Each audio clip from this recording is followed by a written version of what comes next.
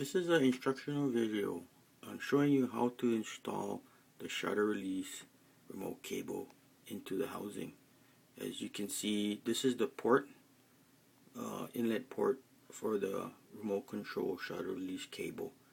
There's a cap on there, waterproof cap, that's always on there when you're not using it. It's a seal to keep the water from coming in. So we have to remove that cap first. So we just unscrew the cap, and what you reveal is 5 pins. And that 5-pin correlates with the plug on the remote control switch. If you look at this plug, it has 5 pins, and inside there you have 5 pins. So what I usually do first is I put a little bit of lube in the inner lip of this control. Take a little bit of lube on your finger and just lube the inside. Just put a little bit of lube. When that's done, you're ready to receive the male end of the cable. So this cable, there's a 5 pins. Look at the pins carefully so you know which will line up. There's male and female pins here. So let's try and get this thing in. Take your time. Sometimes it takes a while to get it to go. Okay, now this is initial set. Now I'm just pushing it in with my finger. The next step is to tighten this barrel so that it'll thread into the plug. So when we tighten this, we just tighten until it stops. It'll get a little bit firm. Just keep on going till it stops.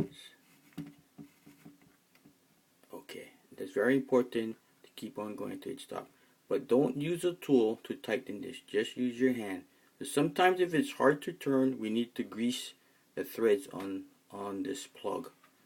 So when this is installed, what's attached to this is the long remote control cable.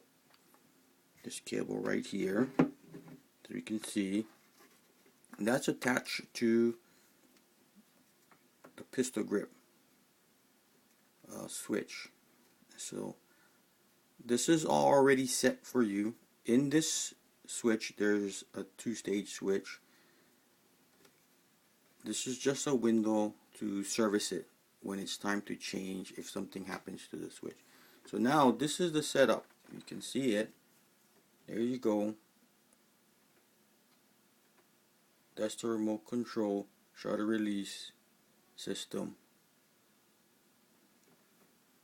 When you want to detach the remote control cable, all you gotta do is unscrew this, the plug, cable plug, pull it straight out,